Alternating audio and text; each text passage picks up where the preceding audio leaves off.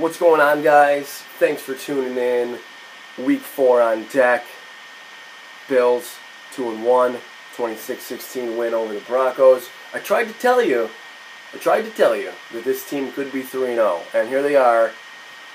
Maybe one pass, or like maybe 6 inches into Zay Jones' hands away from being 3-0. I have previously in the past said that they would probably get throttled by Atlanta. That's changed in my mind a little bit after reading up on Atlanta, watching Atlanta a little bit. I'll get into that. Falcons fans, stay tuned. I promise I'm going to get to that. And ultimately, I'm going to credit your team, criticize your team, all that fun stuff. And you can tell me, like, yeah, but we're the Falcons and we went to the Super Bowl where we blew a 25-point lead. And you guys are the Bills. And you guys haven't been to the playoffs since, like, Vietnam. And you know what? You're right. Sort of. If you were to say exactly that, I appreciate your exaggeration, your use of hyperbole, because that's funny to me. I can take a joke.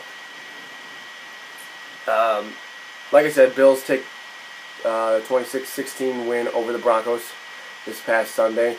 The major story, and you know what it is. I'm going to talk about it briefly, but unless this is a recurring thing, I will try not to. The kneeling in the Anthem thing, this is seriously, like, I talked about it when the Bills played the Niners last year a little bit, but I'll give you my opinion on it, just hopefully try to get it out of the way. Just whatever. My opinion on kneeling for the Anthem is, I don't care. I really don't care. Would I do it? Absolutely not. Never. I stand for the Anthem because there are people who, signed up to give their life, essentially with the risk of giving their lives away for our country. So I stand up for them, because some of them can't stand anymore, so I stand up for them. And that's just my opinion of it. If you want to kneel during the Anthem and bring attention to something, that honestly is fine to me. It's like, peaceful protests, whatever. It's not a big deal. It doesn't really affect me. I don't lose sleep over it. And it has nothing to do with the fact that I'm white or anything. It's just fine. Do your thing. It doesn't bother me. It really doesn't. But don't make me feel guilty, or try to make me feel guilty, for not joining you and doing it. You have your decision and I have mine. Like, that's fine. Why I wouldn't do it? I wouldn't do it because you're trying to bring attention to something. You're trying to show unity, and what you're actually doing, this is just my opinion, unless, I'll get to an unless, so stay with me. You're bringing attention towards yourself. So you're bringing attention towards yourself in an attempt to show unity, which is pretty contradictory to me. Unless you do it as a team. Like, I know that the Bills, some of them kneeled, some of them didn't. It's fine. This is a very, very unique situation this past week because of what President Trump said and everything. Like, I'm willing to let it go. I thought, like I said, it doesn't matter to me. I just think to show unity, it should be a unanimous decision. You guys either all do it or you don't do it, because that's unity. And basically that's my feelings on it. Don't make me feel like I have a moral obligation to do something about it when I don't. Don't tell me I'm wrong for not kneeling with you or something like that. Like, I just don't. I have no problem with it. I have a huge problem with the Villanueva guy for the Steelers having to apologize for standing for the Anthem. That's absurd. He had to apologize. Why? Why did he feel compelled to apologize? He felt so much pressure that he had to apologize for doing what players have done for 50 years? Or whatever the league started. Whenever the NFL started in the 60s. The actual NFL, AFL merger, whatever. 50 years. You shouldn't feel guilty for that. Don't make people feel guilty for doing something that like they want when you're doing something that you want. That's all. Just do your thing. Live your life. That's what I'm doing. It's fine. It's honestly fine. Both trains of thought are fine. Just don't guilt trip one another. I don't like fans booing the people kneeling either. I don't think that's necessary. At all. But, I mean, you can't reach everybody, I guess. Anyway. That was that. I'm glad I got that out of the way, I guess. You can weigh in on that if you want. I would appreciate it. You hit me up on Twitter. Twitter handle, same as my YouTube username. I know it's a topic of discussion. I'm sorry to spend 5 minutes or so talking about it, but it was basically unavoidable all week. So I just wanted to throw in my 2 cents. Bottom line, I don't care. I just don't care. And that's not to say that I don't care about the cause that people are kneeling for. That's not it at all. I don't care that you're kneeling. I don't think it's a big deal. I wouldn't do it. I'm not calling anybody selfish or anything. I think it's a little bit contradictory sometimes, unless you're doing it as a team, unified, because that's the point. But I don't care. I just don't. I really don't care. Let's go back. Bills beat the Broncos. Back and forth kind of game. I was not impressed, obviously, with the Bills' offense in the first quarter. Again, they only had like 10 yards, and you're just wondering, like I said last week, are we in for another 9-3 game? And for a little bit, it looked like that. But after the first quarter, very impressed with Tyrod Taylor. Thought it was definitely one of his better games, at least better halves or 3/4 of the game as a Bill.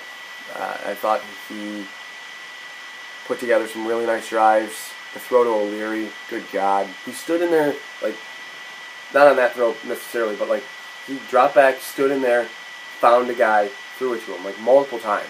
And that drive where he hit O'Leary and then Matthews and then Clay for the touchdown, like, wow. Bang, bang, bang, like, touchdown. Like, that's, like, real offenses do what the Bills did on that drive, and that was encouraging. And I just hope I can see more of it, because they're going to need it this week. Defense, obviously, super impressed. Trevor Siemian didn't turn it over all in the first half, threw 2 picks in the second half. Bills didn't. They got credited with 3 sacks on Siemian, but I think one was like pushing him out of bounds. One was like he tripped up and landed at the line of scrimmage. So, I mean, they get credit for the sacks. There was a bit of, he was hurried a couple times, where he was hard to bring down, Trevor Siemian. And I was impressed by Trevor Siemian, don't get me wrong. I thought he played really well for the most of the game. Until that pick Tre'Davious White where he's trying to throw it away. Man, you got to make sure you throw it away. Or throw it at somebody's feet or something. But he was flushed a lot, which led to the E.J. Gaines interception. I did lead to the Tre'Davious White interception. The Bills brought some pressure up the middle, made him move in the pocket. There were some mistakes early in the game where, Emmanuel Sanders gets, I don't know why that. I'm glad the Emmanuel Sanders play and the Mike Tolbert touchdown that wasn't, basically, because he broke the plane, but then fell and came incomplete. I'm glad both those plays went the same way, because I don't really know. Because Emmanuel Sanders, let's face it, took 4 steps before he fell and the ball came out. I know he was kind of falling, but he caught the ball. And the Von Miller thing. Sorry, I mean switch from one thing to the next. Okay. I gotta credit the crowd on the Von Miller play, because the crowd was just having this whoa, this big reaction. Everybody saw it, which was amazing. Everyone's paying that close attention to that. So many people saw it, and I think the ref just kind of panicked and just threw it. I don't agree with the call, but I'll take it. I feel like we haven't really got a call like that in a long time. Literally the last meaningful call that the Bills got that I can remember like a personal foul call or something like that, is the Patriots game where they won in 2011 at home. They beat them for the first time in 8 years. The Bills were trying to run the clock out and just were going to kick the field goal or something, and then I think it might have even been Brandon Spikes just ran over Fred or Fitz or whoever, and the Bills got a 15-yard penalty. It was only a 1-yard penalty basically, but they were able to run the clock out and kick the field goal. So, I don't like when officials take over games, take games into their own hands, but it happened in week 2 against Carolina on the Andre Holmes thing, which they still could have won, and it happened this week against Denver with the wash. We just won't talk about it anymore. Bottom line, it's a big conference win for the Bills. They're 2-0 in the conference. They're 2-1 overall, 2-0 in the conference. And now no matter what happens this week, granted, I don't really want to fall to 2-2. Didn't I say they'd be 2-2, by the way, a couple weeks ago? They'll probably be 2-2. They're always 2-2. Here, we're kind of staring at it. 8-point underdogs or something to Atlanta. Basically, where was I just now? Staring at 2-2. Okay, 3 whatever. Could be 3-1, but tough game against Atlanta. But then, week 5, you have Cincinnati on the road, who is kind of a mess right now. Like, if you win that game, even if you're 3-2, you could be 3-0 in the conference. And then you get the bye, and then you got Tampa and Oakland at home, and then the Jets on the road. Like, we have a season right now. We have a season. This is clearly not a tank. So, Sam Darnold, see ya. Probably Rosen too, but whatever. It's on. It's on. It's in Atlanta this week. Now, Atlanta, they're 3-0. They're one of the only 3-0 teams, or them and Kansas City, only undefeated teams remaining in the NFL. And I gotta tell you, Atlanta could just as easily be 1-2. Just as easily as the Bills could be 3-0, Atlanta could be 1-2. The Bears dropped the game-winning touchdown in week 1, and whatever with the Lions last week with that call. I guess it's the right call, the 10-second runoff and everything. But they could have easily lost that game too. Granted, those were both road games, and I know they're better at home. They beat Green Bay pretty handily, 34-23. But I'm starting to wonder if maybe there's like an awkward sort of transition, from Kyle Shanahan when he went to San Francisco to be their head coach. Maybe they're struggling a little bit. Granted, they put up 428 yards last week, and 364 the week before that, 372 in week 1. But those have been largely carried by rushing yards. They had 150 last week, 141 the week before. And week 1 against Chicago, they had 308 passing yards. That's their only 300 passing yard day as a team, is week 1. And there was that 88-yard fluke touchdown to Austin Hooper where I don't explain that to me, how he got behind literally everyone and then nobody could tackle him or catch up to him. So, that's inflated. Obviously, you take some of the biggest play away. I get it, but they just haven't been as, potent, I guess. Matt Ryan has thrown 4 touchdowns, 3 picks. They all came last week against Detroit, but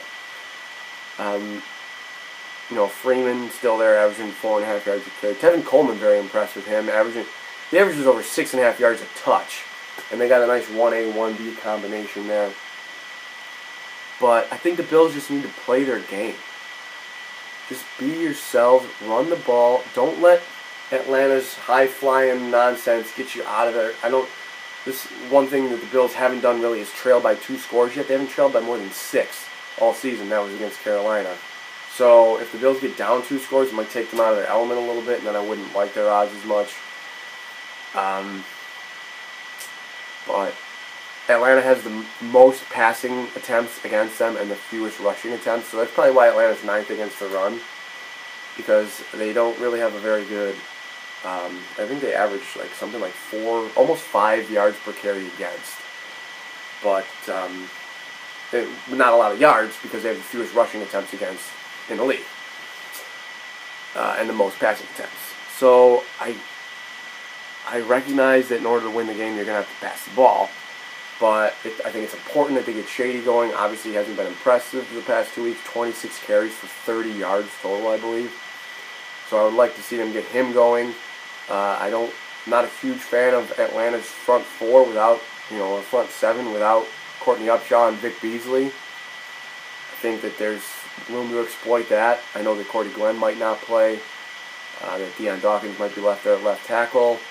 But it's very important that they get Shady going. Like I said, play your game, but it's going to have to be all around. Like, you're gonna have to get it from Tyrod.